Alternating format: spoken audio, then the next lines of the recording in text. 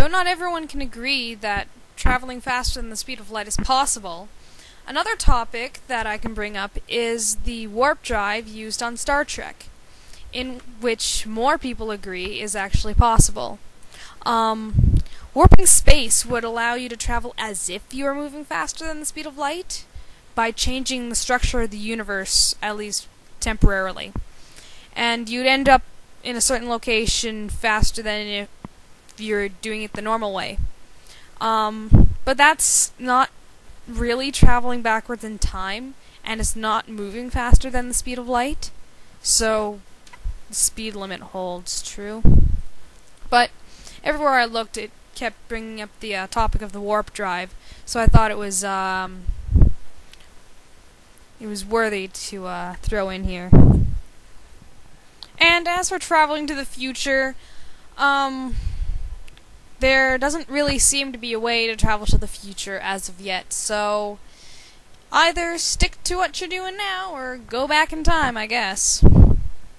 At the risk of making this longer than it has to be, I'm going to touch on the topic of the 9-dimension theory, specifically the dimensions R and S. R for radius and S for pretty much time traveling. So let's say the dimension of time is a circle, and you have a point in the center and a line going out from it. That's obviously the radius. And if you could affect the radius by making it longer, the circle would get bigger and more time would pass in a revolution of the circle, thus making time move faster, because a revolution of a circle will always be the same length of time. And it works in reverse if you make the radius shorter. It makes the circle smaller and slows down time.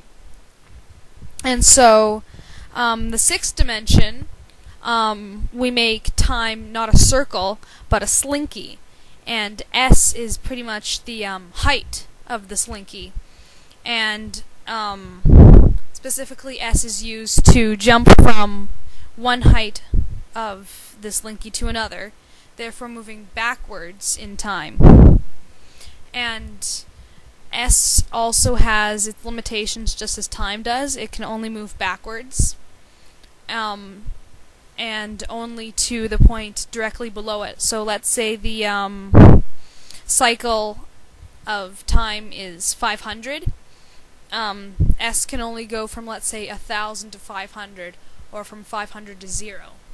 But if you mess with R, you can pretty much pick what point of time you can go to by making the circle the length that you want to, and jumping to the point directly below it. Odds and sods, things that don't really stand on their own.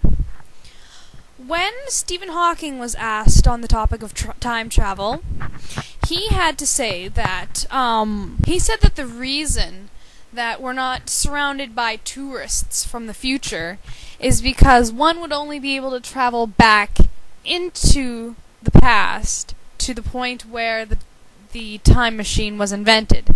And since we haven't successfully invented the time machine, that's why there's no people running around. And to say the least, if someone traveled backwards in time to a time without the time machine, it would be a one-way trip and they would have no place back. And I'll leave with some things to think about. If Stephen Hawking says that time travel is not possible to a point that the time machine wasn't invented, why is all the space-changing technology being stopped mysteriously? And maybe it's because the future people are wise enough not to let on that they can do it.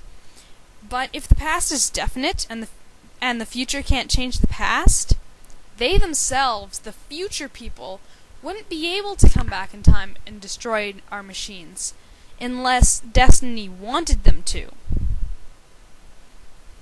Yeah. Indeed.